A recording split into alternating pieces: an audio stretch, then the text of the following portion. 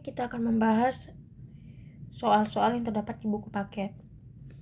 Jadi silakan kalian buka buku paketnya, bagi yang punya, bagi yang tidak punya silakan dibuka soft file buku paketnya yang warna biru ya, yang semester genap, semester 2. Di sini saya menamakannya materi prasyarat segi 4. Kenapa dinamakan materi prasyarat? Padahal di halaman ini, di halaman 204 sudah masuk ke bab segi 4. Nah, prasyarat itu artinya materi penunjang sebelum masuk ke bab segi 4, bab yang bakal kita pelajari. Padahal di sini sudah masuk ya, yang bakal kita mau bahas soal-soalnya. Nah, alasannya saya beri nama prasyarat karena di soal-soal yang bakal saya bahas ini masih berkaitan dengan bab sebelumnya, yaitu garis dan sudut. Masih sangat berkaitan sekali. Makanya saya namakan materi prasyarat segi 4. Oke, yang bakal dibahas di sini 2 nomor, yaitu nomor 1 dan nomor 2. Untuk nomor 1 ada ralat di sini. Jadi di sini kan ada gambar segi 4 ya. Segi 4. Di sini diketahui 12 cm panjang AB. Sementara di sini 8 cm. Kan enggak logis. Ya enggak? Seharusnya kalau misalkan di atasnya 8 cm berarti bentuknya kayak gini. Jadinya kayak segi trapesium. Ya kan? Nah, jadi tolong kalian perbaiki nanti pas nyatetnya, atau di buku, bagi yang punya buku paket, perbaiki di buku paketnya, dicoret saja. Jadi ini dicoret, terus diganti 8 cm itu di samping, yaitu sebagai panjang BC. Gitu ya.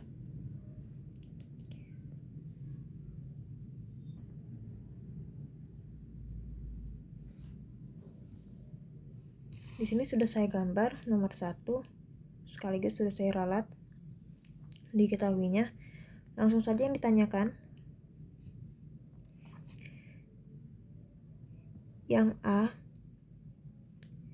tentukan panjang AD. AD itu sama dengan BC ya. Nah, panjang BC berapa? 8 cm. Kalau BC 8 berarti AD juga 8. Kemudian panjang CD.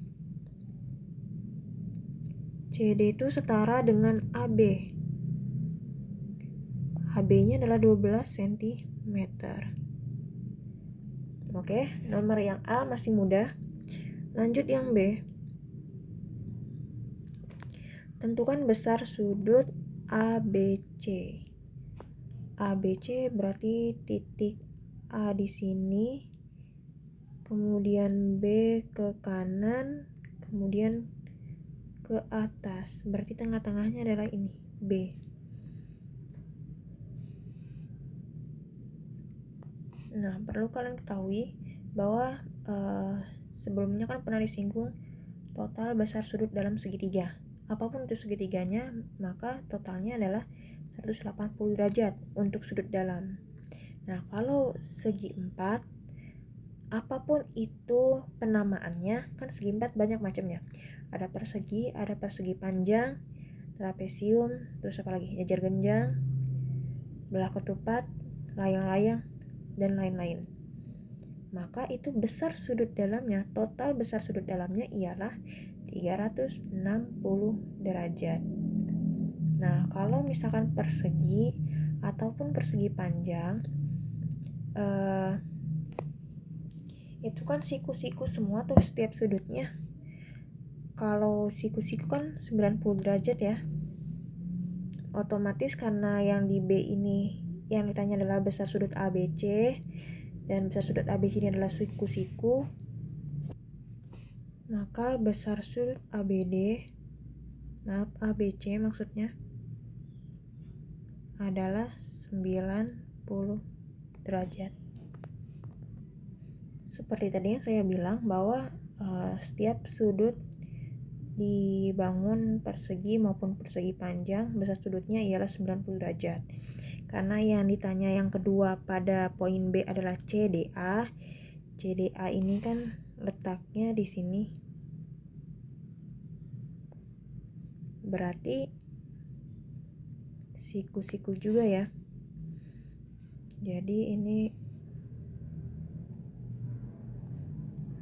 besar sudut ABC sama dengan besar sudut CDA, yaitu 90 derajat. Jadi semuanya sama-sama 90 derajat untuk jawaban poin B. Yang C, sebutkan sepasang diagonalnya yang sama panjang. Nah, harus tahu dulu apa itu diagonal. Diagonal itu yang kayak gimana? Diagonal itu berbeda dengan sisi. Ciri khas dari diagonal itu dia berbentuknya silang, miring di dalam bangun datar tersebut. Nah, di dalam bangun datar persegi panjang ini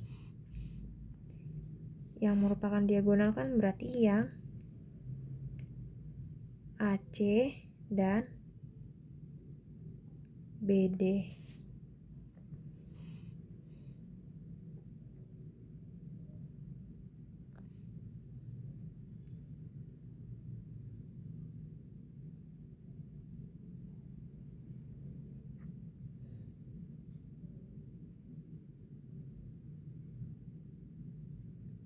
Dan ini juga yang diomongin diagonalnya yang sama panjang ya. Di sini juga diagonal AC dengan BD sama. Jadi saya nulisnya seperti ini saja. Dan di sini pun karena ini bangun datar, berarti dia menetap titik. Kayak misalkan garis DC nih, garis DC dia punya titik berhentinya kan ya, di C dan di D. Dia tidak akan memanjang lagi, maka ini disebutnya ruas garis kayak gitu.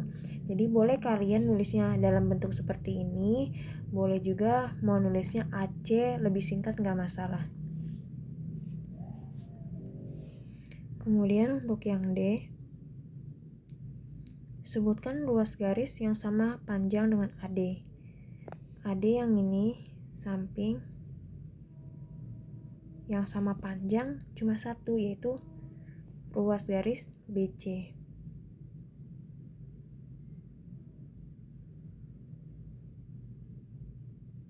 Karena pada poin D ini dia menyebutkan kata-kata ruas garis, maka alangkah lebih baiknya ketika menjawab untuk poin D ini benar-benar menggunakan simbol ruas garis, yaitu di atasnya dikasih seperti ini seperti tanda garis.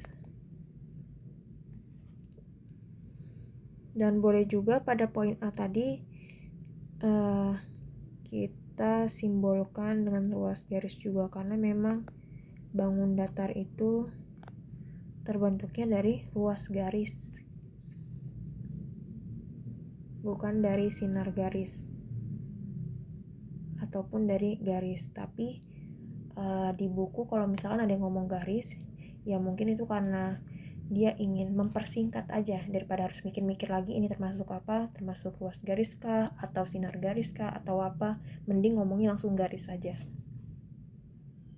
Tapi ingat ya, kalau misalkan dalam pertanyaan ada kata-kata khusus ruas garis, sinar garis, ya berarti ikutin simbolnya. Kalau misalkan simbol untuk sinar garis kan berarti satu titik ujung di garis tersebut menetap, kemudian ujung yang lainnya bisa memanjang kan ya. Berarti kalau misalkan sinar garis AD nulisnya seperti ini.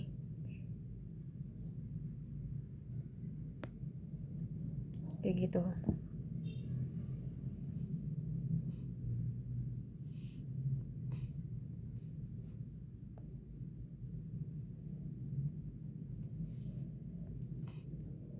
Lanjut nomor 2.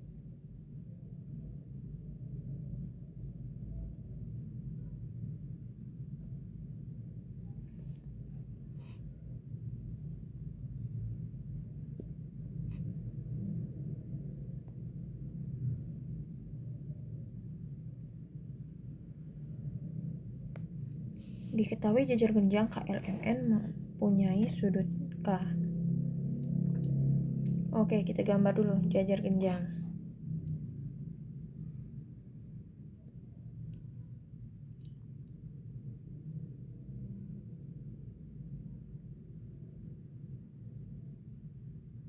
Kurang lebih seperti ini jajar genjang.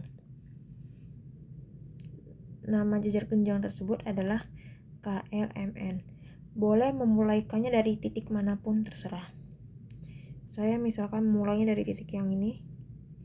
Cuma kalau misalkan mau bikin penamaan pada bangun datar, usahakan satu arah. Kalau mau ke kanan ya ke kanan gitu.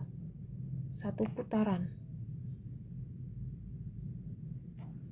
Jadi kalau saya mulai dari K terus saya mau ke kanan, berarti dari sini L-nya. Terus M-nya jangan naruh di sini, nggak boleh. Taruhnya di sini.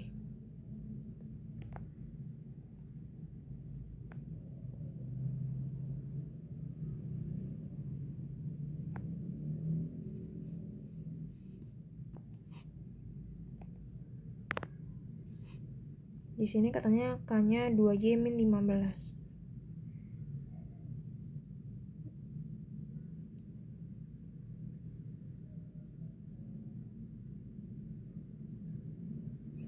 Kemudian besar sudut M-nya 57 kurang Y.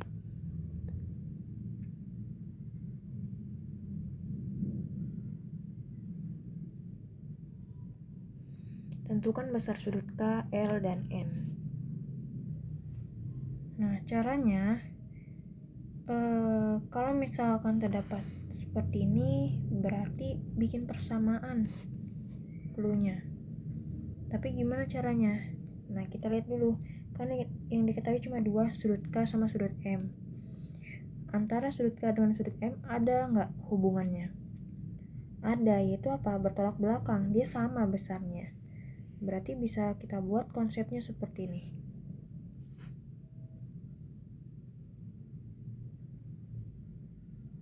Sudut K, besar sudut K sama dengan besar sudut M. Sudut K itu 2Y min 15 derajat sama dengan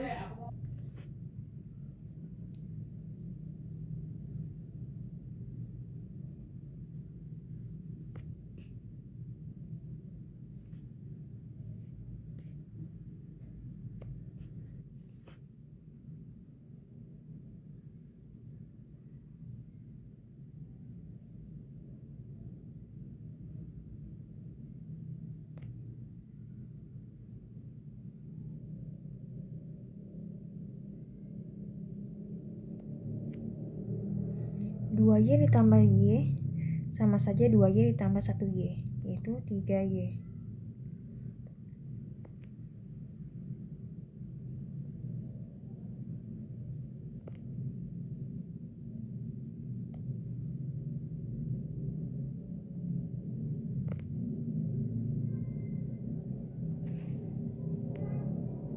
Dapatnya 24 derajat. Yang ditanya sudut K. Oke, dari sini bisa kita langsung cari sudut K-nya.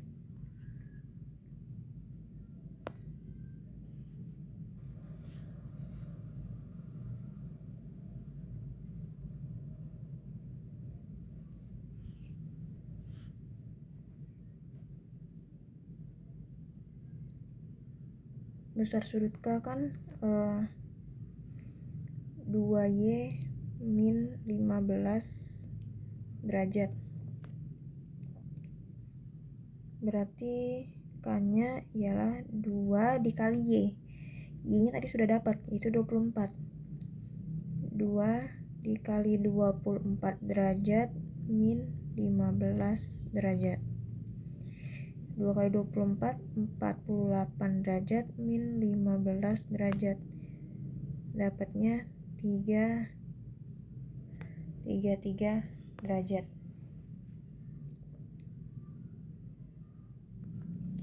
Kemudian yang L.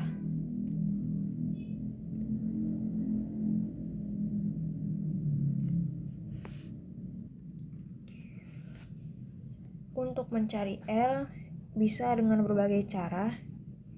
Bisa dengan kalian menggunakan konsep bahwa total jumlah sudut dalam segi 4 itu adalah 360 derajat. Bisa seperti itu. Bisa juga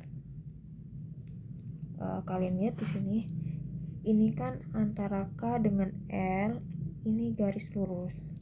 Garis lurus itu kita tahu besarnya adalah 180 derajat. Berarti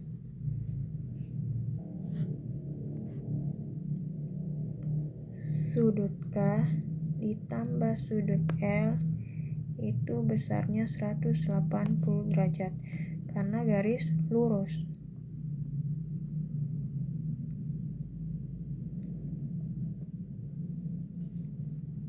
Atau bisa dikatakan berpelurus. Sudut K-nya yaitu 33 derajat.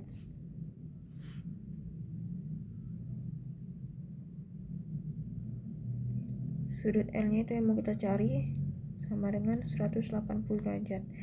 Berarti sudut L sama dengan 180 derajat dikurangi 33 derajat.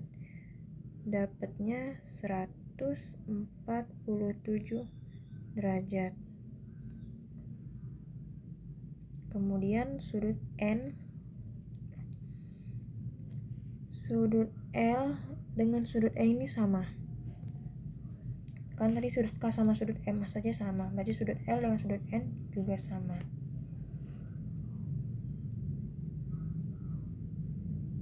Berarti di sini sudut N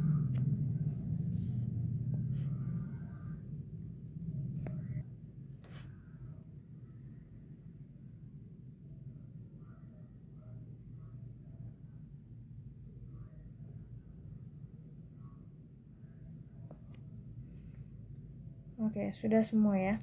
Terjawab nomor 2. Jawabannya 33 derajat, 147 derajat, dan 147 derajat.